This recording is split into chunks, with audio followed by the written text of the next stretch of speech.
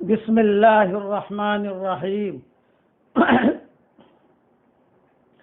السلام علیکم ورحمۃ اللہ وبرکاتہ نحمده ونصلی علی رسولہ الکریم اما بعد الحمد للہ نحمده ونستعینه ونستغفره ونؤمن به ونتوکل علیہ ونعوذ باللہ من شرور انفسنا ومن سیئات اعمالنا ونعوذ باللہ من شرور انفسنا ومن سیئات اعمالنا ونعوذ باللہ من شرور انفسنا ومن سیئات اعمالنا من يهده اللہ فلا مضل له ومن يضلله فلا هادي له ونشهد أن لا إله إلا الله وحده لا شريك له ونشهد أن سيدنا ومولانا محمدا عبده ورسوله صلى الله عليه وعلى آله وأصحابه وبارك وسلم تسليما كثيرا كثيرا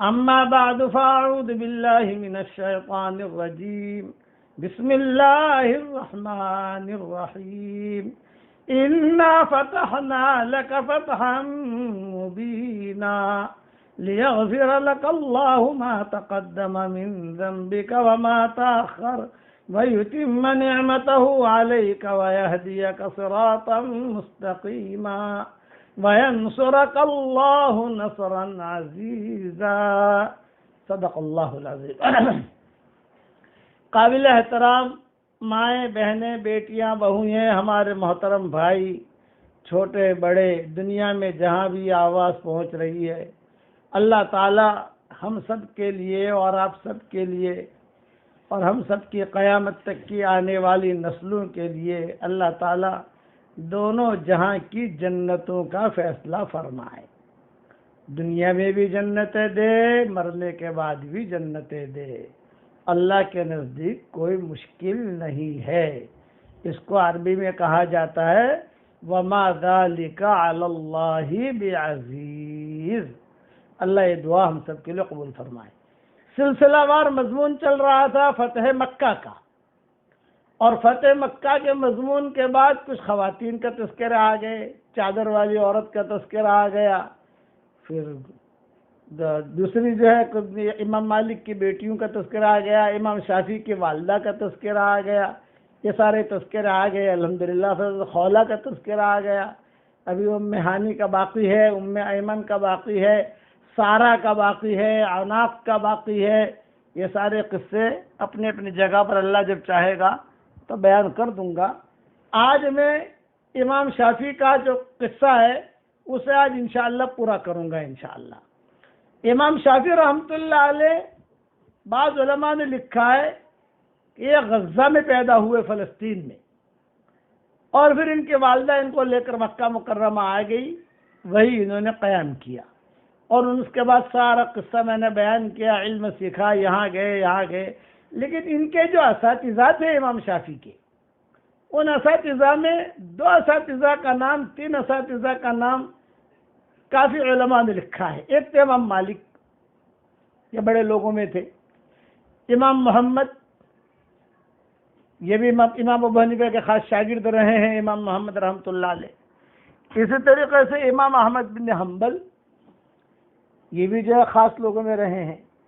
تو امام شافعی رحمۃ اللہ علیہ کے بارے میں علماء نے اور فقہاء نے لکھا ہے کہ جس دن امام ابو حنیفہ کا انتقال ہوا اسی دن امام شافعی پیدا ہوئے۔ چلو وہ دن نہ سمجھو، وہ مہینہ، وہ ہفتہ، یعنی امام ابو حنیفہ کا دنیا سے جانا اور امام شافعی کا دنیا میں آنا، یہ سمجھ لو۔ اس لیے امام شافعی رحمۃ اللہ علیہ جو تھے وہ امام ابو حنیفہ سے بہت متاثر تھے کہ بھی ابو حنیفہ نے ایسے شاگرد بنایا، امام محمد اتنا بڑا شاگرد کہ جس سے مجھے علم مل رہا ہے، تو وہ امام کیسا تھا، اور تھے بھی امام ابو حنیفہ رحمۃ اللہ علیہ سے اللہ تعالیٰ نے انہیں فقہ بھی دیا تھا، سمجھداری بھی دی تھی، اور ماشاءاللہ حدیثوں پر عبور بھی دیا تھا۔ عبداللہ بن مسعود رضی اللہ تعالیٰ عنہ کے حدیثوں سے زیادہ تر امام ابو حنیفہ نے اپنے مسند یہ حنفی مسلک جو ہے اس کا استنباط کیا ہے۔ زیادہ تر عبداللہ بن مسعود رضی اللہ تعالیٰ عنہ کی حدیثیں امام ابو حنیفہ رحمۃ اللہ علیہ نے لی ہیں۔ تو امام شافعی رحمۃ اللہ علیہ جب اللہ تعالیٰ نے انہیں چمکایا اور خوب ان کی ساری دنیا میں وہ ہونے لگی اور علماء ان کے پاس آ کر درس لینے لگے مصر کے اندر، تو امام شافعی رحمۃ اللہ علیہ نے ایک مرتبہ اپنے استاد امام احمد ابن حنبل کو خط لکھا۔ احمد ابن حنبل یہ بڑے آدمی ہیں، مسند احمد جو حدیثیں ہیں انہوں نے کئی جلدوں میں لکھی ہیں اور بہت ہی نامناسب حالات سے گزرے ہیں امام احمد ابن حنبل رحمۃ اللہ علیہ۔ بہت نامناسب حالات، خلق قرآن کے سلسلے میں ان پر نامناسب حالات آئے۔ خلق قرآن، کیا قرآن مخلوق ہے یا نہیں، ایک مسئلہ چھڑا تھا کسی زمانے میں، کیا قرآن مخلوق ہے یا نہیں؟ تو احمد ابن حنبل رحمۃ اللہ علیہ فرماتے تھے کہ قرآن مخلوق نہیں ہے۔ مخلوق کا مطلب پیدا کی ہوئی چیز۔ سورج یہ مخلوق ہے، یہ پیدا کیا گیا ہے۔ چاند یہ مخلوق ہے، آسمان یہ مخلوق ہے، عرش یہ مخلوق ہے، اللہ نے پیدا کیا ہے اس کو، لیکن قرآن یہ مخلوق نہیں ہے۔ یہ امام احمد بن حنبل کا مسلک تھا اور ہمارا مسلک بھی یہی ہے۔ وجہ کیا؟ امام صاحب یہ کہتے تھے کہ قرآن اللہ کی صفت ہے، اللہ ہمیشہ سے ہمیشہ رہے گا، قرآن بھی ہمیشہ سے ہمیشہ رہے گا، بس۔ تو اس زمانے میں یہ معتزلہ اور دوسرے کچھ یہودیوں کا بھی اس میں ساتھ تھا، وہ بھی کہ نہیں قرآن مخلوق ہے، قرآن مخلوق ہے۔ تو سارے جو بھی ادھر ادھر کے چھوٹے موٹے علماء تھے انہوں نے ایک ٹیم بنا لی اور امام احمد ابن حنبل کے بارے میں یہ کہا کہ نہیں بھی تمہیں فتویٰ دینا پڑے گا۔ بادشاہ نے بھی کہا احمد ابن حنبل سے۔ مولانا یوسف رحمۃ اللہ علیہ اور ہمارے والد صاحب رحمۃ اللہ علیہ جب مضمون کو کھولتے تھے بڑے بڑے اجتماع میں تو مجمع بہت روتا تھا۔ میرے والد صاحب رحمۃ اللہ علیہ کی زبان سے تو میں نے اتنا نہیں سنا، لیکن مولانا یوسف صاحب رحمۃ اللہ علیہ کہتے تھے کہ ان لوگوں نے قربانیاں دی ہیں، ان کی قربانیوں کے تذکرے میں احمد ابن حنبل کا تذکرہ لاتے تھے مولانا یوسف صاحب رحمۃ اللہ علیہ۔ یہ امام شافعی کے استاد تھے احمد ابن حنبل، ان کا ایک مقام تھا احمد ابن حنبل کا۔ چنانچہ بادشاہ نے کہا کہ دیکھو بھی آپ فتویٰ دو کہ قرآن مخلوق ہے، اور اگر تم فتویٰ نہیں دیتے ہم آپ کو جیل میں ڈالیں گے۔ امام احمد بن حنبل نے کہا میں جیل میں جانے کے لیے تیار ہوں، لیکن قرآن کو میں مخلوق نہیں کہہ سکتا۔ بہت تفصیل سے میں نے یہ مضمون میری کتاب بکھرے موتی میں لکھا ہے احمد ابن حنبل کا۔ جب احمد ابن حنبل کا مضمون چل رہا تھا ہمارا، اور عبداللہ ابن مبارک کا مضمون چل رہا تھا، اور یہ ائمہ کے مضمون چل رہے تھے، امام شافعی کا بھی کچھ لکھا ہے کسی جلد کے اندر، تو مجھے خود رونا آ رہا تھا کہ کیسے کیسے قربانیاں دی انہوں نے۔ چونکہ امام شافعی کے استاد تھے، امام شافعی کے پاس ساری خبریں پہنچے تھے کہ میرے استاد کے ساتھ یہ ہوا، میرے استاد کے ساتھ یہ ہوا۔ یہ بغداد کے علاقے میں رہتے تھے، بصرہ، کوفہ، بغداد، احمد ابن حنبل، اور امام شافعی مصر میں رہتے تھے۔ تو بادشاہ نے جیل میں ڈال دیا ان کو، تو خود کہتے تھے مجھے ایسی جیل میں ڈالا گیا، احمد ابن حنبل خود کہتے تھے کہ مجھے ایسی جیل میں ڈالا گیا کہ میں اپنے انگلیوں کو بھی نہیں دیکھ سکتا تھا، اتنا اندھیرا تھا۔ اور 3 سال تک 28 مہینے تک جیل میں رکھا، امام احمد ابن حنبل کہتے تھے۔ اور میرے پاس آتے تھے پولیس والے، میرے پاس آتے تھے بادشاہ کے جو بھی کارندے ہیں، بھئی آپ کہہ دو کہ قرآن مخلوق ہے، بس اتنا کہہ دو، جیل سے نکال دیں گے۔ امام صاحب کہتے تھے کہ میں دین نہیں بیچ سکتا، مر جاؤں گا، لیکن میرے غیرت نہیں ہے کہ میں فتویٰ دوں کہ قرآن مخلوق ہے، یہ نہیں ہوگا۔ چنانچہ کتابوں میں لکھا ہے کہ وہ بادشاہ جو تھا امام احمد بن حنبل کو بھرے مجمع میں کوڑے لگواتا تھا، بھرے مجمع میں 11 بجے کا ٹائم فکس کرتا تھا، اور سارا کے سارا مجمع مردوں کا عورتوں کا جمع ہوتا، علماء سب جمع ہوتے اور پولیس والے انہیں قید میں باندھ کر لاتے امام احمد ابن حنبل کو، اور قید میں لا کر جو ہے وہ انہیں جو ہے جکڑ کے لاتے، بیڑی میں باندھ کے لاتے پولیس والے، اور مجمع کے سامنے ان کو کوڑے مارے جاتے۔ تو مارنے والا جو تھا جلاد، اس کا نام بھی احمد تھا، اور مار کھانے والا بھی احمد، اور بادشاہ اپنے تخت پر بیٹھا رہتا تھا۔ تو جب امام احمد ابن حنبل کو لایا جاتا تو وہ احمد جو جلاد ہے، کوڑا مارنے والا، وہ کہتا ہے امام احمد ابن حنبل کو سارے مجمع کے سامنے، اے احمد، تو اقرار کر لے کہ قرآن مخلوق ہے، تجھ کو بادشاہ کے عذاب سے بچا لوں گا۔ تو احمد ابن حنبل جواب دیتے، اے احمد، تو اقرار کر لے کہ قرآن مخلوق نہیں ہے، میں تجھ کو اللہ کے عذاب سے بچا دوں گا۔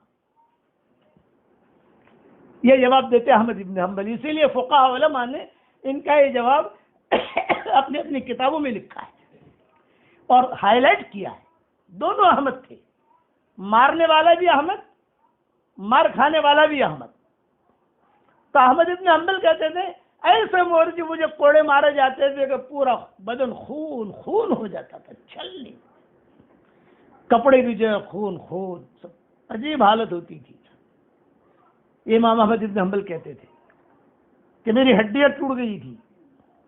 اس زمانے میں پیراڈول تو تھی نہیں، اس زمانے میں ڈاکٹر تو تھے نہیں، لیکن میں اپنا جو ہے جمع رہا، اور بادشاہ وہ جو امیر تھا وہ جو ہے اس نے ذرہ برابر بھی رحم نہیں کیا، یہاں تک کہ میں یہ بھی لکھا ہے کتابوں میں کیا لکھا ہے، میں نے ہی لکھا ہے میری کتاب میں، یہ مجھے یاد ہے، لیکن کون سی جلد میں لکھا ہے یاد نہیں، کہ ظہر کا وقت ہو جاتا، 11 بجے سے مضمون شروع ہوتا، مارنا کرنا۔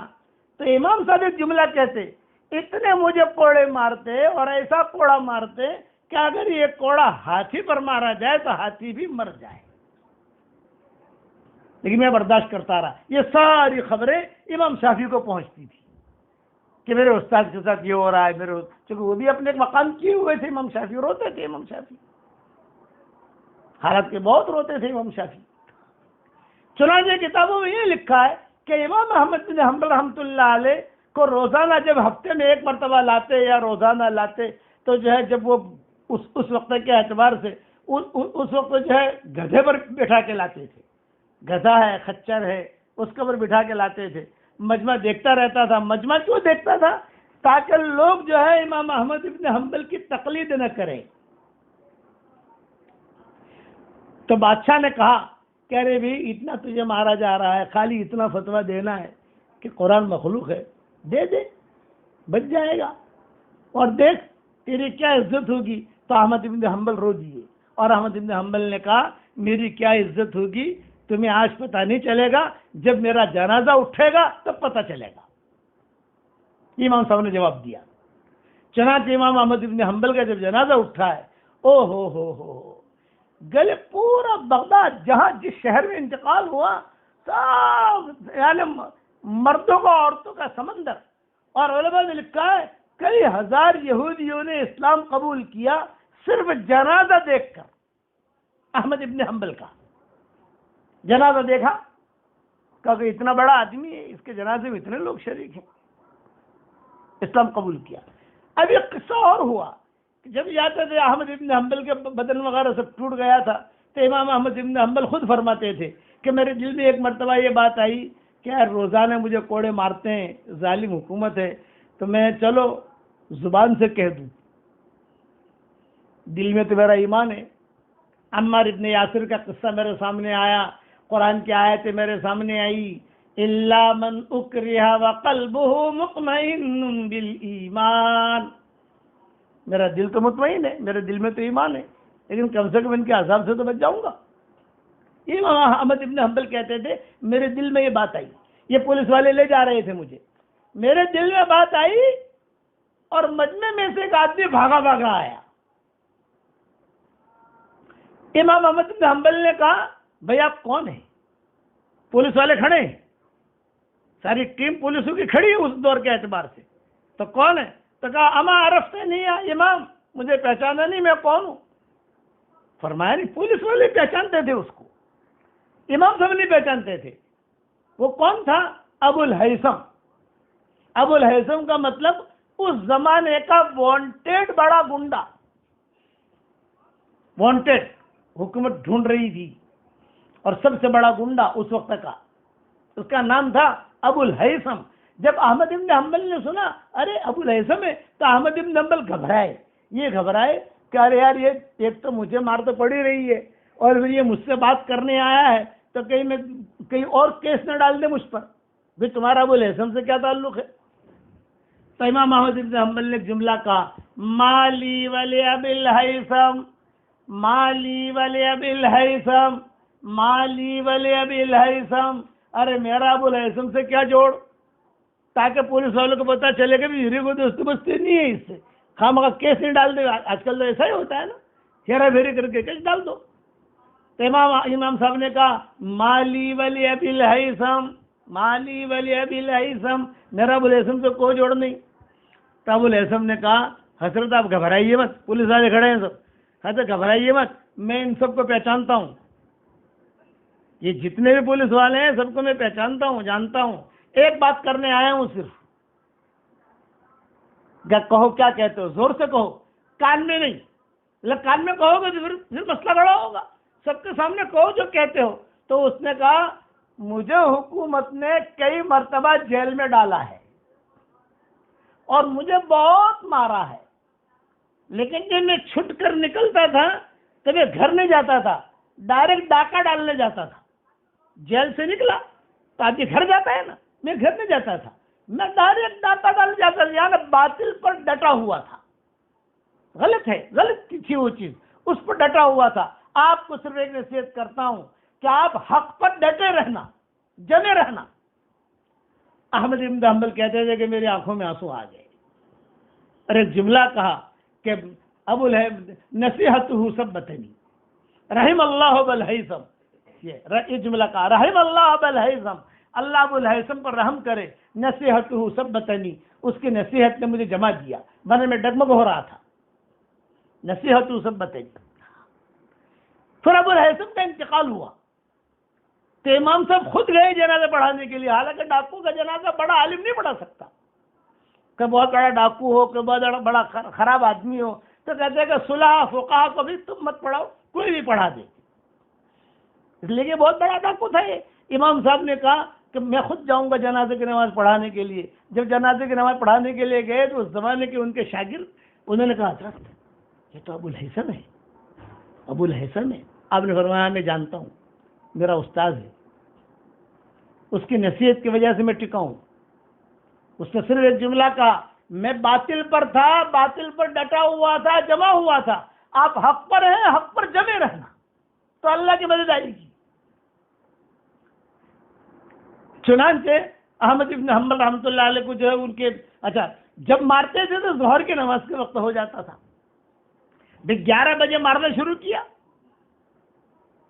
کپڑے اتارے، یہ کیا سب کے سامنے میدان کے اندر، تو ظہر کا وقت شروع ہو جاتا تھا۔ جب ظہر کا وقت شروع ہو جاتا تو امام احمد بن حنبل جو ہے اسی خون آلود کپڑوں میں سب کے سامنے، مجمع کے سامنے ظہر کی نماز پڑھتے۔ ان کے خاص شاگرد تھے، جیسے امام شافعی کے 50 شاگرد تھے، مثال دے رہا ہوں، امام احمد بن حنبل کے بھی کچھ خاص شاگرد تھے، امام محمد کے بھی کچھ خاص شاگرد تھے، امام ابو حنیفہ کے بھی کچھ خاص شاگرد تھے، امام راضی کے بھی کچھ خاص شاگرد تھے، بخاری کے شاگرد تھے، امام مسلم امام بخاری کے شاگرد تھے۔ یہ سارے کے سارے جب انہوں نے تیار کی تھی ٹیم اپنی، تو ان کے بھی شاگرد تھے احمد ابن حنبل کے، وہ ان کے ساتھ نماز میں کھڑے ہو جاتے، یا اپنے شاگرد سے کہتے بے نماز پڑھا دو، تو امام صاحب اسی خون آلود کپڑوں میں اسی میں نماز پڑھتے۔ تو کوئی پوچھتا کہ تمہاری نماز کیسی ہوگی، تم یہ کتنا خون ہے اور کپڑا تمہارا کتنا خراب ہے، یہ تو امام صاحب جواب دیتے، میں حضرت عمر کا بیٹا ہوں روحانی، حضرت عمر نے بھی اسی حال میں فجر کی نماز پڑھی تھی۔ یہ جواب دیتے امام احمد بن حنبل اپنی دلیل میں ان کا روحانی بیٹا ہوں، کہ حضرت عمر کے بھی جب خنجر مارا گیا تھا تو فجر کی نماز انہوں نے خون آلود کپڑوں میں ہی پڑھی۔ میں اللہ کو کہہ سکوں کہ اللہ جو تیرے نیک بندوں نے کیا ہے میں نے وہی کیا ہے، لیکن میں اپنے ڈگر سے ہٹا نہیں ہوں، قرآن مخلوق نہیں ہے، یہ اعلان کیا امام احمد بن حنبل نے۔ جب امام شافعی کو پتا چلا اور امام احمد بن حنبل کا انتقال ہو گیا، امام شافعی کو، امام شافعی نے باقاعدہ خط لکھا اور کہا احمد ابن حنبل کو جس کپڑوں میں کوڑے مارے جاتے تھے وہ کپڑے میرے پاس بھیجو، میں اس کو دھو کر اس کا پانی پینا چاہتا ہوں۔ یہ امام شافعی نے ان کے شاگردوں کو لکھا۔ تو یہ اب میں مطلب پر آ رہا ہوں کہ امام شافعی نے احمد ابن حنبل کو لکھا کہ حضرت میں نے آپ سے اتنا علم حاصل کیا ہے، میں آپ کو دعوت دیتا ہوں کہ آپ مصر تشریف لائیں۔ احمد ابن حنبل منع کرتے رہے، اس لیے کہ بغداد مصر فاصلہ ہے، عراق اور مصر، اس دونوں کا ہوائی جہاز کے سفر تو تھے نہیں، لیکن امام شافعی نے جو ہے بہت اہتمام کیا، سارے مصر والوں کو جمع کر کے کہا کہ میں جو ہے بھائی امام العرب والعجم ان کا نام تھا، اسی لیے حرمین شریفین میں حنبلی مسلک چلتا ہے۔ مکہ مدینہ میں حنفی مسلک نہیں، مالکی مسلک نہیں، شافعی مسلک نہیں، حنابلہ کا مسلک، وہ حنابلہ کے مسلک کو زیادہ فالو کرتے ہیں حرمین شریفین والے۔ اللہ تعالیٰ نے چھانٹا امام احمد بن حنبل کو۔ مولانا یوسف صاحب رحمۃ اللہ علیہ فرماتے تھے ان کی قربانی تھی، اس قربانی کے نتیجے میں اللہ نے ان کے مسلک کو حرمین میں قبول کیا کہ یہ قربانی کسی نے نہیں دی ہے۔ جیسے امام ابو حنیفہ نے بھی قربانی دی، جیل میں گئے اور جیل میں انتقال ہوا امام صاحب کا، سمجھے، یہ بھی جیل میں گئے، لیکن 3 سال تک کہتے تھے، میں تفصیل دیکھ لینا میری کتاب بکھرے موتی میں، مجھے خوب یاد ہے، یہ مضمون مجھے اس لیے یاد ہے کہ میں نے خود بھی لکھے ہیں، ترتیب دی ہے اس کی، پڑھے ہیں بار بار۔ ابو الہیثم کا قصہ بھی اس میں لکھا ہے، ابو الہیثم کا۔ تو امام مالک، امام شافعی نے بہت درخواست کی، ہماری بڑی تمنا ہے کہ آپ یہاں پر آؤ، آپ یہاں پر آؤ، تھوڑا مصر والوں کو کچھ اپنا فیض پہنچاؤ، اس لیے کہ بڑا آدمی کہیں جاتا ہے تو بیانات ہوتے ہیں، مجلسیں ہوتی ہیں، ذکر کی مجلس ہوتی ہے۔ چنانچہ امام احمد ابن حنبل نے تاریخ دے دی۔ جب تاریخ دے دی تو امام شافعی نے 2 رکعت صلاۃ شکرانہ ادا کی۔ استاد آ رہا ہے میرے گھر پر، اپنی بیٹیوں کو جمع کیا، بیٹیوں ہمارے گھر کی سعادت مندی ہے کہ اتنا بڑا آدمی ہمارے گھر میں آ رہا ہے، اچھا آدمی، اچھا عالم، دیندار عالم کسی کے گھر میں چلا جائے تو بعض علماء نے لکھا ہے کہ وہ گھر والوں کی سعادت مندی کی علامت ہوتی ہے کہ آپ کے گھر میں اس نے قدم رکھ لیا، اس کے بعد ٹائم تو ہوتا نہیں ہے، خود مشغول ہوتا ہے، لیکن اس کا بہانہ بن گیا، کوئی بات ہو گئی تو امام احمد ابن حنبل نے وقت دیا۔ اب انہوں نے جو وہاں سے اپنے شاگردوں کے ساتھ سفر کا ارادہ کیا، پتہ چلا آج کہاں پہنچے ہیں۔ اس زمانے میں خبر دینے والے جو ہوتے تھے واٹس ایپ کے ذریعے خبر نہیں ہوتی تھی، اس زمانے میں کتابوں میں لکھا ہے ایک آدمی خبر دیتا تھا، اور ترتیب یہ ہوتی تھی کہ امام احمد بن حنبل وہاں سے نکلے تو ایک نوجوان جو بھاگا جو ہے وہ 50 کلومیٹر تک آیا، اور اس نے وہاں ایک آدمی کھڑا تھا، اس کو خبر دی نکل گئے ہیں۔ وہ آدمی آگے بھاگا بھی نکل گئے ہیں، وہ آدمی آگے بھاگا نکل گئے ہیں۔ ایسا جو ہے منزلوں پر پہنچتے ایسی خبریں مصر پہنچتی تھی، بھی نکل گئے، تو وہ حساب لگاتے تھے، بھی نکلے ہیں تو ظاہر بات ہے کہ اونٹ سے نکلے ہیں، اپنی جو ہے گھوڑے پر نکلے ہیں، اپنے خچر پہ نکلے ہیں، اب پہنچیں گے۔ تو امام احمد بن حنبل جب نکلے تو راستے کے لوگوں کو اطلاع ہو گئی، امام صاحب گزر رہے ہیں، اوہو مجمع جمع ہونے لگے، نام سن رکھا تھا سب نے، علماء، حضرت ہمارے ہاں 1 دن قیام کر لو، حضرت 1 دن، بے ہمارے ہاں 2 دن قیام کر لو، علماء سب راستے کے جا پہنچتے جب ہم کسی جگہ جاتے ہیں الحمدللہ تو کسی کو پتہ چل گیا ساتھیوں کو آ رہے ہیں تو کوئی اسٹیشن پر آ جاتا ہے، کوئی یہاں آ جاتا ہے، کوئی یہاں آ جاتا ہے۔ تو اب ہمارے کاروں کے سفر ہوتے ہیں یا جو ہے اپنا یہ ٹرینوں کے سفر ہوتے ہیں، لیکن ساتھی پہنچ جاتے ہیں۔ پہنچتے اب پتہ چلا امام شافعی کو کہ آ رہے ہیں، تو امام شافعی نے خود نے چادریں خریدی، خود نے ان کا کمرہ وغیرہ سیٹ کیا، بچیاں تھیں، بچیوں سے نہیں کہا تم کرنا، خود ان کے گھر والے سے نہیں کہا میں خود کروں گا، میرا استاد آ رہا ہے، میں نے علم حاصل کیا ہے۔ چنانچہ کر کے پھر اپنے گھر والوں کو بٹھایا، بیٹو اب بیٹیوں جو ہے دو تین دن کے بعد ایک چاند یہاں آئے گا، یہ جملہ کہا، یدخل القمر فی بیتنا، ایک چاند یہاں آئے گا۔ وہ احمد ابن حنبل ہے اور اس نے بڑی کتابیں لکھی ہیں، دین کے لیے بہت قربانی دی ہے، اس کا اکرام کرنا، اس کے لیے اچھے سے اچھا کھانا پکانا۔ چنانچہ امام شافعی مصر کے بازاروں میں گئے، خود فروٹ خرید کر لائے، مصر میں فروٹ بہت اچھے ملتے ہیں، ساری چیزیں لا کر ترتیب دی اور امام صاحب داخل ہوئے۔ جب امام صاحب داخل ہوئے تو امام صاحب کا بہت احترام کیا، اسی کمرے میں رکھا اور کہا کہ حضرت یہ بیت الخلاء یہ ہے، کھانا آپ کا یہیں آئے گا، جو آپ کے شاگرد ساتھ لائیں۔ اس زمانے میں علماء جو ہوتے تھے اپنے ساتھ شاگردوں کو بھی لے لیتے تھے۔ خادم کا جملہ تو نہیں کہوں گا، خادم تو ہم لوگ رکھتے ہیں، اللہ معاف فرمائے، وہ بھی شاگرد ہی ہوتے ہیں ہمارے، ہم سے سیکھتے ہی رہتے ہیں، لیکن اپنے شاگردوں کو لے کر کتابوں کو لے کر کتابیں پڑھاتے پہنچتے تھے۔ ان کے لیے الگ کمروں کا انتظام کیا، اور بیٹیوں کو خاص طور سے امام شافعی نے کہا کہ تمہارے گھر میں امام العرب والعجم، امام العرب والعجم، عرب اور عجم کا امام ہے، وہ آیا ہے، اس لیے تم کیا کر سکتی ہو، سامنے تو نہیں بیٹھ سکتی، لیکن اس کا آرام کا احترام کا۔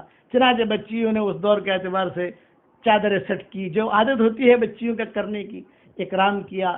رات ہو گئی، کھانا کھایا، امام شافعی نے کہا کہ میں قریب کے کمرے میں جا رہا ہوں، آپ آرام کرو، تہجد میں اٹھاؤں آپ کو؟ امام احمد بن حنبل نے کہا مجھے تہجد میں اٹھانے کی ضرورت نہیں ہے، میں خود اٹھ جاؤں گا، فجر کی نماز کے لیے مجھے لے جانا۔ کتنے بجے؟ اتنے بجے فجر کی نماز ہے، یہ مسجد میں نماز پڑھیں گے بس مصر میں۔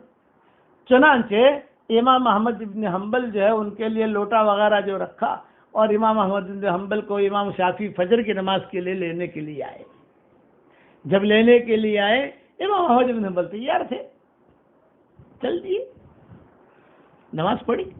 بچیاں کمرے میں آئی، امام شافعی نے کہا کہ دیکھو نماز پڑھنے ہم جا رہے ہیں، وہاں علماء ملیں گے، ان کو تھوڑی دیر ہوگی آتے ہوئے، تم کمرہ صاف کر دینا، پانی بھر لینا، چادر ٹھیک کر دینا، تاکہ آنے سے پہلے ان کا کمرہ صاف ملے۔ اب بچیاں آئیں، اور بچیاں بھی جو ہے تھوڑی سی، کوئی 15 سال کی ہے، کوئی 18 سال کی ہے، کوئی 20 سال کی ہے، انہوں نے آ کر دیکھا تو بچیاں آپس میں کہنے لگی کیسا بڑا امام ہے، اس نے تو وضو ہی نہیں کیا،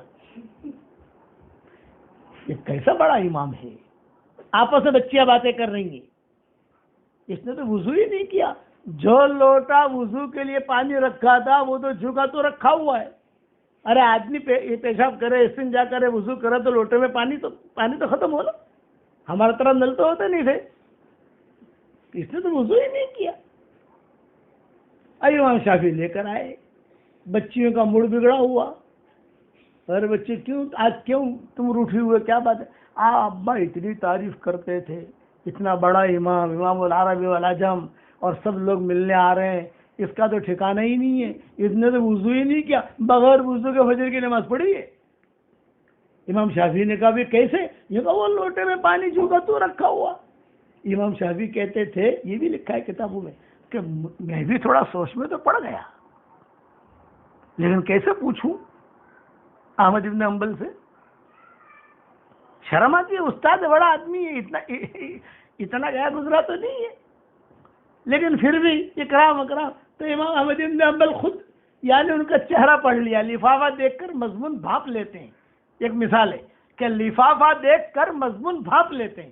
امام شافعی کو فراست بہت تھی، اس کا بھی قصہ علماء نے لکھا ہے۔ علماء نے کیا لکھا ہے؟ یہ دیوان شافعی کل جب مجھے ملی PDF تو اس کا میں نے مطالعہ کیا، اس میں امام شافعی کا ایک قصہ بڑا زبردست لکھا ہے، ان کی فراست کا، امام شافعی کا۔ تو امام شافعی کہتے تھے کہ میری فراست یہ ہے کہ یہ آدمی اچھا ہے، لیکن لوٹے میں پانی نہیں گیا، اس کا مطلب وضو نہیں کیا، پانی ختم ہونا چاہیے۔ امام شافعی کہتے ہیں کہ میرے گدڑ بدڑ ہوتی تھی، تو امام احمد بن حنبل نے کہا کچھ آپ کہنا چاہتے ہو، تمہارے دل میں کوئی چیز ہے؟ امام شافعی نے کہا کہ حضرت برا نہ لگے تو میں کہہ دوں؟ ہاں کہو۔ ان کا بچیاں جو ہے بہت ناراض ہو رہی ہیں، روٹھی ہوئی ہیں، تو کیا ہوا؟ ان کا یہ کہہ رہی ہے کہ کیسا امام ہے، بغیر وضو کے فجر کی نماز پڑھی، یہ کیسا امام ہے؟ تو امام احمد بن حنبل نے جواب دیا صحیح ہے، وہ جو سوچ رہی ہے وہ صحیح ہے، اصل بات یہ ہے، اب وضاحت کر رہے ہیں امام احمد بن حنبل کہ اصل بات یہ ہے کہ میں جو ہے جب یہاں آیا تمہارے گھر میں اور تمہارے گھر میں کھانا کھایا، وہ کھانے میں اتنا نور تھا، احمد بن حنبل امام شافعی کو کہہ رہے کہ وہ کھانے میں اتنا نور تھا کہ میں کھاتا ہی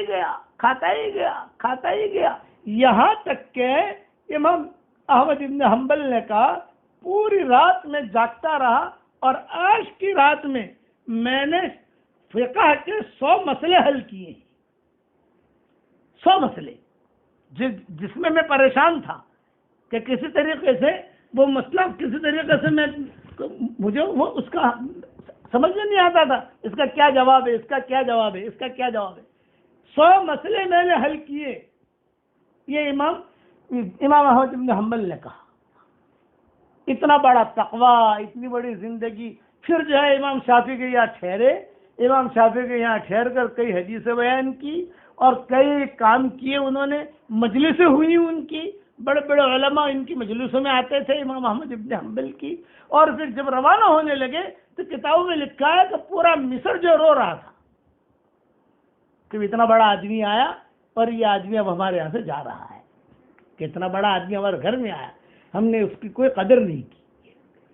پھر امام شافعی کو پتا چلا کہ انتقال ہو گیا احمد بن حنبل کا، تو چنانچہ ان کا کرتا منگوایا، ان کے بیٹے تھے، امام احمد بن حنبل کے لڑکے تھے، امام شافعی کی بیٹیاں تھیں، امام مالک کی بیٹیاں تھیں، اور ان کا جو ہے لڑکے تھے امام احمد بن حنبل کے، ان کا نام بھی احمد تھا یا کوئی ہے، یہ کتابوں میں لکھا ہے۔ چنانچہ امام احمد بن حنبل رحمۃ اللہ علیہ کی یہ دعوت کی انہوں نے، پھر امام احمد بن حنبل کا بہت قصے ہیں الحمدللہ، مجھے بھی آج امام شافعی کا قصہ بیان کرنا ہے۔ تو امام شافعی کا جو انتقال ہوا مصر میں، تو علماء نے یہ بھی لکھا ہے کہ جب ان کا انتقال ہوا امام شافعی رحمۃ اللہ علیہ کا، تو کہتے تھے علماء اور فقہاء نے لکھا ہے کہ ان کو دفن کر کے ہم قبرستان سے نکل رہے تھے اور آسمان پر ہم نے دیکھا تو شعبان کا چاند نظر آیا، بس یہ نکل رہے تھے دفن کر کے امام شافعی کو، اور آسمان پر دیکھا تو شعبان کا چاند نظر آیا، تو اس وقت کو علماء نے کہا ایک شین گیا دوسرا شین آیا، ایک شین گیا یعنی شافعی یہ قبر میں گیا، اور اللہ نے شعبان اس وقت ان لوگوں نے باتیں کرنی شروع کی، ایک شین غروب ہوا اور ایک شین طلوع ہوا، شعبان کا مہینہ۔ اب اس کی اور تفصیل امام شافعی کی ابھی تو رہ گئی، میں انشاءاللہ کل مزید بیان کر دوں گا انشاءاللہ، کہ امام شافعی کو بھی امام محمد نے دعوت دی، جیسے امام احمد بن حنبل کو دعوت دی امام شافعی نے، تو امام محمد تھے، یہ بھی ان کے استاد تھے، تو یعنی یہ سمجھ لو شاگرد نے استاد کو بلایا اور استاد نے شاگرد کو بلایا، ان کو بغداد بلایا اور ان کو جو ہے مصر بلایا۔ یہ بقیہ تفصیل کل پوری کروں گا انشاءاللہ۔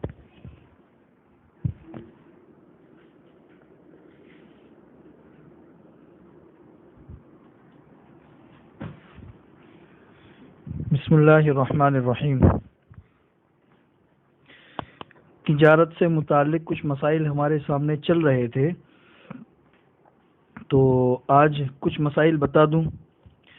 ایک مسئلہ تو یہ ہے کہ آج کل عام طور پر پارٹنرشپ کا ایک رواج ہے، پارٹنرشپ میں لوگ کام کرتے ہیں، تو اس سلسلے میں 2-3 باتیں دھیان میں رکھیں۔ پارٹنرشپ جو ہے نا، ایک تو اس طریقے سے ہوتی ہے کہ ایک انسان کا مال ہوتا ہے اور دوسرے انسان کی محنت ہوتی ہے، اور یہ اللہ تبارک و تعالیٰ کا ایک دستور ہے کہ کسی انسان کے پاس مال ہوتا ہے، اس کے پاس ہنر نہیں ہوتا، دوسرے انسان کے پاس ہنر ہوتا ہے، مال نہیں ہوتا، تو اس طریقے سے دونوں آپس میں مل جاتے ہیں، تو ایک کا مال کام آ جاتا ہے، دوسرے کی محنت کام آ جاتی ہے، اور پھر اس سے دونوں کا فائدہ ہوتا ہے۔ تو ایک کی محنت ہو اور دوسرے کا مال ہو، تو اس کو فقہ کی اصطلاح میں مزاربت کہتے ہیں، مزاربت، اور یہ جائز ہے۔ اس میں عام طور پر ہوتا یہ ہے کہ جس نے پیسہ لگایا ہے وہ ایک فکس اماؤنٹ کر لیتا ہے کہ بھائی آپ جو ہے نا مہینے میں مجھے 5,000 روپیہ دے دیا کرو، یا مہینے میں 10,000 روپیہ دے دیا کرو، اور پھر باقی جتنا بھی ہو وہ آپ کا. تو یہ جو اماؤنٹ فکس کر لیا جاتا ہے یہ جائز نہیں ہے. نفع جو ہے وہ فیصد کے حساب سے متعین ہونا چاہیے کہ بھئی ایک کی محنت ہے، دوسرے کا پیسہ ہے، مہینے کے آخر میں جتنا بھی پروفٹ ہوگا تو فیصد کے حساب سے ہم طے اس طریقے سے کر لیتے ہیں کہ بھئی 60% میرا، 40% تمہارا، یا 50% میرا، 50% تمہارا. تو فیصد کے حساب سے اس کو متعین کرنا ضروری ہے. اماؤنٹ مقرر کرنا یہ ایک سود کی شکل ہے جو جائز نہیں ہے. پارٹنرشپ کی دوسری شکل یہ ہوتی ہے کہ دو لوگ ہیں یا دو سے زیادہ ہے اور سب کا پیسہ لگا ہوا ہے، سب کا پیسہ، اور محنت بھی سب کی لگ رہی ہے، یا محنت ان میں سے 2-3 کی لگ رہی ہے. تو اس کو شرکت کہتے ہیں، جس کو ہمارے عرف کے اندر اس کو پارٹنرشپ کہتے ہیں، شرکت. تو شرکت میں ہوتا یہ ہے کہ اس کی شریعت نے اجازت دی ہے کہ ایک کا پیسہ کم لگا ہوا ہو، دوسرے کا پیسہ زیادہ لگا ہوا ہو، کوئی حرج نہیں ہے. اچھا، اس کی بھی اجازت ہے کہ آپس میں نفع کا جو بھی ریشو طے ہو جائے. یہ بھی کر سکتے ہیں کہ جس کا پیسہ زیادہ لگا ہوا ہے وہ اپنا نفع کم طے کرے، اور جس کا پیسہ کم لگا ہوا ہے وہ اپنا نفع زیادہ طے کرے. اس کی بھی اجازت ہے. لیکن نفع کے ساتھ ساتھ میں دو باتوں کا یہاں پہ دھیان رکھنا ضروری ہوتا ہے. نفع کے ساتھ میں نقصان میں بھی شریک ہونا ضروری ہے. عام طور پر ایسا ہوتا ہے کہ ایک انسان اپنا پیسہ دے کر یہ کہتا ہے کہ بھئی یہ میرا پیسہ ہے اور مہینے کے آخر میں مجھے اتنا آنا چاہیے، نقصان کی میری کوئی ذمہ داری نہیں. سامنے والا انسان ایکسپٹ کر لیتا ہے کہ چلو ٹھیک ہے بھئی، نقصان کی ذمہ داری ساری کے ساری ہمارے اوپر، تمہارا پیسہ سیو ہے. تو یہ شکل جو ہے نا یہ سود کی شکل ہے. جس طرح آپ نفع کے لیے کھڑے ہو تو اسی طریقے سے آپ کو نقصان کے لیے بھی کھڑا رہنا ضروری ہے. حدیث کے اندر آتا ہے کہ نفع اسی وقت ہے جبکہ انسان نقصان کے لیے تیار ہو. اگر نقصان کے لیے تیار نہ ہو، صرف نفع ہی نفع کی بات کرے تو پھر وہ سود کی ایک شکل ہے. اس لیے نفع کے ساتھ میں نقصان کے لیے بھی انسان کھڑا رہے. نقصان کس حساب سے؟ جس کا جتنا پیسہ لگا ہے اتنے ہی نقصان کے لیے انسان کو تیار رہنا چاہیے. جیسے کسی نے 50%، کسی نے 60% پیسہ لگایا ہے اور کسی نے 40% لگایا ہے. اگر نقصان ہو گیا تو نقصان بھی جس کا 60% ہے اس کا 60% نقصان ہوگا، جس کا 40% ہے اس کا 40% نقصان ہوگا. اس میں بھی نفع جو طے ہوتا ہے وہ فکس نہیں ہونا چاہیے. فیصد کے حساب سے جتنا نفع ہوگا اس میں اتنا فیصد ہمارا اور اتنا فیصد تمہارا. اگر سامنے والا انسان نقصان برداشت کرنے کے لیے تیار ہے پھر بھی نقصان دونوں کے اوپر ہوگا. اس میں ایک چیز یہ بھی دھیان میں رکھے کہ یہ شرط فاسد ہے کہ بھئی نقصان ہمارا نہیں، نقصان تمہارا. تو شرط فاسد کی وجہ سے معاملہ فاسد نہیں ہوگا، وہ شرط خود فاسد ہو جائے گی. یعنی معاملہ برقرار رہے گا، جو شرکت کا ہے معاملہ برقرار رہے گا، لیکن یہ جو شرط لگائی گئی ہے وہ شرط فاسد ہو جائے گی. تجارت سے متعلق تیسرا اہم مسئلہ یہ دھیان میں رکھے کہ ایک دکان ہے، اس دکان کے اوپر آنے والے گاہک ہوتے ہیں. تو شریعت نے کوئی اماؤنٹ مقرر نہیں کیا ہے کہ بھی تم کتنا نفع ایک چیز کے اوپر رکھ سکتے ہو، اور اس کی بھی اجازت ہے کہ ایک گاہک کو تم 100 روپے کے اندر چیز دے رہے ہو، دوسرے کو 150 میں دے رہے ہو، تیسرے کو 130 میں دے رہے ہو، اس میں بھی کوئی حرج نہیں ہے. لیکن بس اتنا ضروری ہے کہ کسی گاہک کی سادہ لوحی یا اس کی سادگی کی وجہ سے تم اس سے اتنی زیادہ قیمت لو جتنی زیادہ قیمت اس چیز کی مارکیٹ کے اندر لی ہی نہیں جا سکتی ہے. اس کو غبن فاحش کہتے ہیں فقہ کی اصطلاح میں، کہ ایک چیز ہے اس کی قیمت 100 روپیہ ہے لیکن آنے والا بالکل سیدھا سادہ ہے، اس ماحول کے اندر بالکل اجنبی ہے، کسی دوسرے ملک سے آیا ہے، اس کو اس کی اصل قیمت کا پتہ ہی نہیں ہے. آپ 100 روپے کی چیز اس کو 1000 روپے میں بیچ رہے ہو، 2000 میں بیچ رہے ہو، 5000 میں بیچ رہے ہو، تو یہ اس کے ساتھ میں ایک طرح کا دھوکہ ہے، یہ جائز نہیں ہے. چوتھا مسئلہ یہ دھیان میں رکھیے کہ آج کل عام طور پر ایسا ہوتا ہے جیسے مال کے اندر لوگ جاتے ہیں، بعض دکان والے جو ہے نا وہ انعامی کوپن رکھتے ہیں کہ اگر تم نے ہمارے پاس سے اتنی چیز اگر خریدی تو ہم آپ کو انعامی کوپن دیں گے. وہ انعامی کوپن جیسے 100 لوگوں کو ملا، اس میں سے 2-3 لوگوں کے نام آئے تو اس کے اوپر ان کو کچھ نہ کچھ انعام ملتا ہے. تو یہ جو انعامی کوپن ہے تو اس کا لینا جائز ہے. اس لیے کہ شریعت نے اس بات کی اجازت دی ہے کہ ایک انسان اپنی چیز بیچ رہا ہے تو اپنی مبیع کے اندر اضافہ کر دے. تو سامنے والے جس نے انعامی کوپن دیا ہے تو اس نے آپ کی خریدی ہوئی چیز کے اندر اضافہ کر دیا کہ آپ کو انعامی کوپن بھی دے دیا. اب جس کا نام آئے گا یہ کمپنی کی طرف سے یا مال کی طرف سے یا دکان کی طرف سے گویا کہ اپنے گاہکوں کے لیے ایک انعام ہے، اس کے لینے میں کوئی حرج نہیں ہے. لیکن اس میں ایسا ہوتا ہے کہ جو لینے والا ہے، جس کو انعامی کوپن ملا ہے، اس کی نیت کا اعتبار دیکھا جائے گا. اگر اس کی نیت سامان خریدنے کی تھی اور ساتھ میں انعامی کوپن مل گیا تو اس کے لیے لینا جائز ہے، کوئی حرج نہیں ہے. لیکن کوئی انسان سامان خریدنے کے لیے وہاں پہ گیا ہے صرف انعامی کوپن ہی کی نیت سے کہ اتنے سارے کوپن ہو جائیں گے، ہو سکتا ہے اس میں میرا نام آ جائے، مجھے فلاں چیز مل جائے گی، تو اس کی نیت کی وجہ سے پھر یہ چیز جوئے کے اندر شامل ہو جائے گی، یہ چیز جوئے میں شامل ہو جائے گی. کیونکہ حدیث فقہ کا ایک اصول ہے الامور بمقاصدہا، جیسی نیت ہوگی اس کے حساب سے حکم ہوتا ہے. چوتھا مسئلہ یہ دھیان میں رکھیے کہ آج کل جیسے دکان ہے، مکانات ہے، کوئی پلاٹ ہے، اس کی خرید و فروخت ہوتی ہے. تو اس کی خرید و فروخت جب مکمل ہوتی ہے تو پھر اگر آپ خرید رہے ہیں تو پھر آپ ٹوکن دے دیتے ہیں سامنے والے کو کہ بھئی یہ 50 لاکھ کی جگہ ہے، یہ 50,000 ہماری طرف سے ٹوکن. ٹوکن کا مطلب یہ ہوتا ہے کہ ہمارا یہ سودا پکا ہو چکا ہے، تھوڑا تھوڑا کر کے ہم آپ کو پیمنٹ دیتے رہیں گے. اب یہ ٹوکن دے دینے کے بعد بہت سی مرتبہ ایسا ہوتا ہے کہ سودا کینسل ہو جاتا ہے. سب سے پہلی بات تو یہ ہے کہ ٹوکن دے دینے کا مطلب یہ ہے کہ آپ کا معاملہ مکمل ہو گیا. اب بغیر کسی وجہ کے معاملے کو کینسل کرنا جائز نہیں ہے، یہ وعدہ خلافی ہے. لیکن پھر بھی اگر کسی فریق نے معاملہ کینسل کر دیا تو لوگ یہ کرتے ہیں کہ جو ٹوکن سامنے والے نے دیا تھا تو وہ ٹوکن اس کو واپس نہیں دیتے ہیں، خود رکھ لیتے ہیں. تو وہ ٹوکن واپس لینا سامنے والے کا حق ہے، وہ واپس لے سکتا ہے. اور اگر سامنے والے نے نہیں دیا، یعنی جو اپنی زمین بیچ رہا ہے یا مکان بیچ رہا تھا اس نے اپنے پاس میں ہی رکھ لیا تو اس کا اپنے پاس میں رکھنا جائز نہیں ہے. یہ ٹوکن سامنے والے کا حق ہے، اس کو دے دو. جس نے یہ پیسہ آپ کو دیا ہے اسی کو یہ پیسہ واپس دے دو. ایک دوسری شکل بھی ہوتی ہے کہ آپ نے کسی کو آرڈر دیا کسی بھی چیز کا، کپڑوں کا یا کتابوں کا یا جوتوں کا، کسی بھی چیز کا آرڈر دیا. جتنا آرڈر ہے وہ مثلا 5 لاکھ روپے کا ہے. آپ نے ایڈوانس کے اندر سامنے والے کو 50,000 روپے دے دیا اور سامنے والے نے پورا مال آپ کے کہنے کے مطابق تیار کر دیا.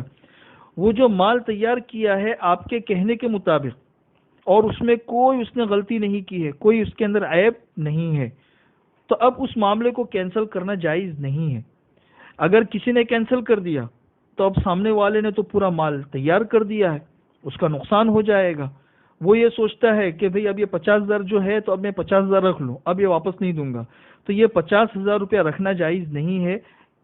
اس کی ایک شکل یہ کر سکتے ہیں کہ 50,000 کے اندر جتنا مال آپ نے بنایا ہے اس کا اتنا مال اس کو دے دو اور باقی کا جو مال ہے یہ مارکیٹ کے اندر بیچ دو. اس کی اجازت ہے. آخری مسئلہ آپ لوگوں کو بتا دوں کہ آج کل عام طور پر ہوتا ہے کہ آپ نے کسی کو کوئی چیز بیچی اور سامنے والے نے کہہ دیا کہ بھئی اس کا پیمنٹ جو ہے میں آپ کو 1 مہینے کے اندر کروں گا یا 2 مہینے میں کروں گا یا 6 مہینے میں کروں گا. جس طرح لوگ بلڈر سے فلیٹ خریدتے ہیں یا کسی اور سے فلیٹ خریدتے ہیں. اب 6 مہینہ متعین ہو گیا کہ 6 مہینے میں اس کی قیمت دے دیں گے. 6 مہینے کے اندر اس نے قیمت نہیں دی، 1 سال ہو گیا، 2 سال ہو گیا، تو وقت پر قیمت ادا نہ کرنے کی وجہ سے لوگ جو ہے نا پینلٹی لگاتے ہیں کہ بھئی یہ چیز کا سودا ہمارا 50 لاکھ میں ہوا تھا، آپ نے وقت کے اوپر یہ پیسہ نہیں دیا ہے، اب اس کی قیمت آپ کو 55 لاکھ روپے دینی پڑے گی. تو اوپر کا جو 5 لاکھ روپے پینلٹی لگائی ہے تو یہ مالی جرمانہ ہے، اور یہ مالی جرمانہ اسلام میں اکثر علماء کے نزدیک جائز نہیں ہے. اس لیے اوپر جو پینلٹی لگائی جاتی ہے یہ سود کے اندر شامل ہے. قرآن کریم میں جس سود کا حکم بیان کیا گیا ہے احادیث میں، تو زمانے جاہلیت میں سود اسی طریقے سے ہوتا تھا کہ ایک انسان کا کسی کے اوپر حق ہوتا تھا، وہ حق لینے کے لیے جاتا تھا، سامنے والا ادا نہیں کر پاتا تھا تو وہ کہتے تھے بھئی دیکھو 1,000 روپے مجھے لینا تھا، آپ نے وقت پر نہیں لیا، اب آپ 1,000 روپے کے بجائے 1,200 روپے آپ مجھے دینا. دوسرے مہینہ آیا وہ ادا نہیں کر سکا، بھئی اب آپ کے ذمے 1,200 کے بجائے اب 1,400 روپے ہو گئے. تو یہ مال اس طریقے سے بڑھتا رہتا تھا. اس زمانے کا سود اسی طریقے سے ہوتا تھا. تو اوپر جو مالی جرمانہ اور پینلٹی لگائی جاتی ہے یہ جائز نہیں ہے. حال بتا اس کی روک تھام کے لیے کہ لوگ وقت کے اوپر پیسہ دے دے، اس کی ایک دوسری شکل اسلامی فائننس کے ماہرین نے یہ نکالی ہے کہ امام مالک رحمۃ اللہ علیہ کے نزدیک التزام کے نام سے ایک چیز ہوتی ہے کہ جب آپ کا معاملہ ہو اسی وقت میں آپ اس سے معاملہ طے کر لے کہ اگر وقت پر آپ نے پیمنٹ نہیں کیا تو اتنا روپیہ آپ کو صدقہ یا للہ دینا پڑے گا۔ وہ صدقے کی نیت سے آپ اس سے معاہدہ کر سکتے ہیں اور صدقے کی نیت سے اس کے پاس سے پیسہ لے سکتے ہیں، اور وہ پیسہ بھی آپ اپنے استعمال میں نہیں لا سکتے، وہ صدقے کے مصارف میں ہی اس کو استعمال کرنا ضروری ہوگا۔ اس کو التزام کہتے ہیں، اس کی گنجائش ہے۔ باقی مسائل ہے وہ انشاءاللہ کل آپ لوگوں کے سامنے آ جائیں گے۔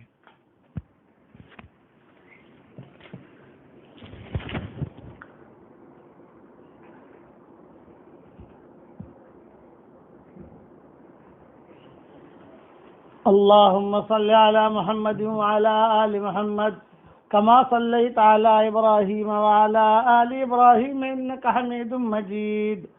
اللهم صل على سيدنا محمد بن عبد الله القائم بحق الله ما ضاق أمر إلا فرجه الله. يا رب صل وسلم دائما أبدا على حبيبك خير الخلق كلهم. یا رب صل وسلم دائما ابدا على حبيبك خير الخلق كلهم. اللهم ارزقنا قلبا خاشعا، اللهم ارزقنا قلبا خادعا، اللهم ارزقنا قلبا ضارعا وعينا باكيا وبدنا صحيحا صابرا ويقينا صادقا بالحق صادعا وتوبة نصوحا ولسانا ذاكرا وحامدا وإيمانا صحيحا ورزقا حلالا طيبا واسعا وعلما نافعا وولدا صالحا وصاحبا موافقا وسنا طويلة في الخير وخلقا حسنا وعملا صالحا متقبلا وتوبة مقبولة ودرجة رفيعة وامرأة مؤمنة طائعة وامرأة مؤمنة طائعة.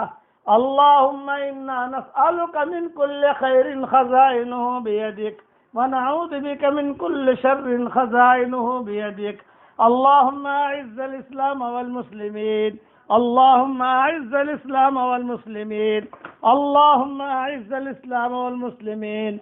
اللهم اهدنا فيمن هديت وعافنا فيمن عافيت وتولنا فيمن توليت وبارك لنا فيما أعطيت وقنا واصرف عنا شر ما قضيت، وقنا واصرف عنا شر ما قضيت، إنك تقضي ولا يقضى عليك. اللهم إنا نسألك الفوز في يوم القضاء ونزل الشهداء وعيش السعداء والنصر على الأعداء ومرافقة الأنبياء يا ذا المن والعطاء يا سميع الدعاء يا رافع السماء. بسم الله على ديننا، بسم الله على أنفسنا، بسم الله على أهلنا، بسم الله على أموالنا، بسم الله على أولادنا، بسم الله على كل شيء أعطانا ربنا. بسم الله خير الأسماء، بسم الله الذي لا يضر مع اسمه ذا، بسم الله الكافي، بسم الله المعافي، بسم الله الذي لا يضر مع اسمه شيء في الأرض ولا في السماء وهو السميع العليم. بسم الله على أنفسنا وديننا وأهلنا ومالنا. حسبنا الله، حسبنا الله ونعم الوكيل.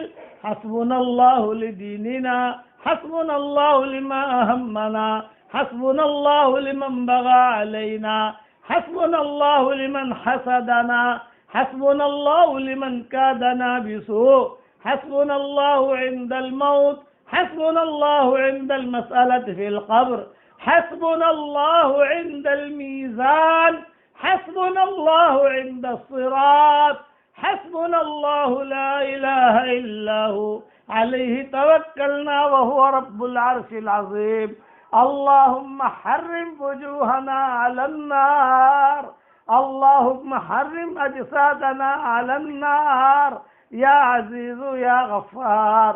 اے اللہ ہمارے گناہوں کو معاف فرما، اے اللہ ہماری خطاؤں سے درگزر فرما، اے اللہ یہ مغفرت کا عشرہ چل رہا ہے، مغفرت کی چادر میں تو ہمیں ڈھانپ لے، ہم سب کو چھوٹے بڑے گناہوں کو معاف فرما دے، اے اللہ جنت الفردوس کے دروازوں پر ہمارے نام لکھ لے اور جہنم کی پیٹھوں کے اوپر سے ہمارے ناموں کو مٹا دے۔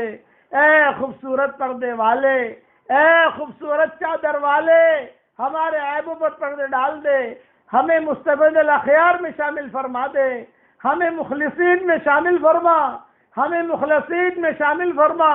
اے اللہ جو مجمع بھی آمین کہہ رہا ہے، جو بھی ناجائز عشق میں مبتلا ہوں انہیں ناجائز عشق سے نجات دے دے، اور ہمارے دلوں میں جس کے دل میں ناجائز عشق ہو اسے ناجائز عشق سے نجات دے دے، اور اس کے دل میں تیرے نبی کی محبت اور تیری محبت ڈال دے۔ اے اللہ، اے دلوں کو پلٹنے والے، ہمارے دلوں کو دین پر جما دے، ہم سب کو تو صحیح سمجھ عطا فرما۔ اے اللہ ہماری صورت تو نے اچھی بنائی، ہماری سیرت بھی اچھی بنا دے۔ اے اللہ ہماری تحریر اور تقریر کو قبول فرما، ہمارے آپس کے تعلقات کو خوشگوار بنا دے۔ اے اللہ ہم کو پاکیزہ روزی دے اور پاکیزہ چیزوں میں استعمال فرما۔ اے اللہ ہم کو تقوی کا توشہ عطا فرما، ہمیں تقوی کا لباس پہنا دے، ہمیں زہد کا لباس پہنا دے، ہمیں صحت کا لباس پہنا دے، ہمیں عافیت کا لباس پہنا دے، ہمیں محبتوں کا لباس پہنا دے، ہمیں معافی کا لباس پہنا دے، تیری طرف سے مغفرت کا لباس تو ہمیں پہنا دے، مغفرت کا لباس تو ہمیں پہنا دے، اور اے اللہ ہمارے دلوں کو بغض و عناد اور کدورتوں کے غبار سے پاک اور صاف فرما دے۔ اے اللہ ہنسی مذاق میں بھی جو گناہ کیے ہوں انہیں معاف فرما دے۔ اے وہ پاک ذات، آپ کو کسی کا دروازہ کھٹکھٹانے کی ضرورت نہیں ہے، ہم سب مل کر تیرا دروازہ کھٹکھٹا رہے ہیں۔ اے خوبصورت پردے والے، تیری تعریف تو چونٹیاں بھی بیان کرتی ہے، چاند اور سورج اور ستارے بھی تیری تعریف بیان کرتے ہیں، سمندروں کے تہ میں آپ نے جو مخلوق پیدا کی ہے وہ بھی تیری تسبیح بیان کرتی ہے۔ اے وہ پاک ذات، وادیوں اور گھاٹیوں میں جو ذرات ہیں وہ بھی تیری تعریف بیان کرتے ہیں۔ اے سب کی دعاؤں کو سننے والے، آپ سب سے پہلے ہیں، آپ سے پہلے کوئی چیز نہیں، آپ سب سے آخر ہیں، آپ کے بعد کوئی چیز نہیں ہے، آپ دلائل کے اعتبار سے اتنے ظاہر ہیں کہ آپ سے زیادہ کوئی چیز ظاہر نہیں، آپ اپنی ذات کے اعتبار سے اتنے چھپے ہوئے ہیں کہ آپ سے زیادہ کوئی چھپی ہوئی چیز نہیں ہے۔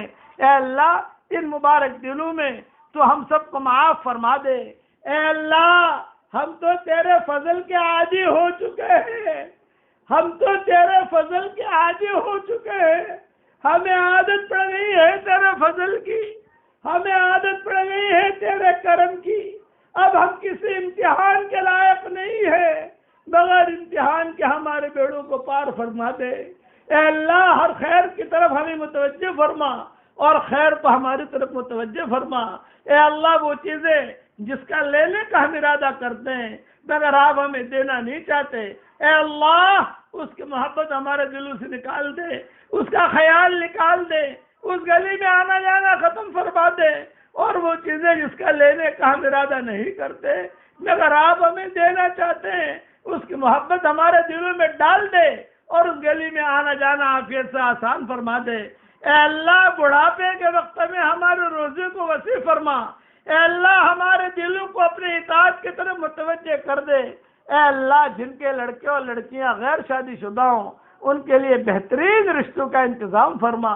اے اللہ حق کو کہنے کی اور حق کو سننے کی اور حق کو لے کر عالم میں پھرنے کی تو ہم سب کو توفیق عطا فرما۔ اے اللہ ہمارے جوانوں کی جوانیوں کو پاکیزہ بنا دے۔ اے اللہ جو کام کرنے سے آپ خوش ہوتے ہوں وہ کام کرنے کی تو ہم سب کو توفیق عطا فرما، جو کام کرنے سے آپ ناراض ہوتے ہوں اس سے ہمیں بچنے کی توفیق عطا فرما۔ اے اللہ ہمارا دین سنوار دے جس میں ہمارے ہر کام کی حفاظت ہے۔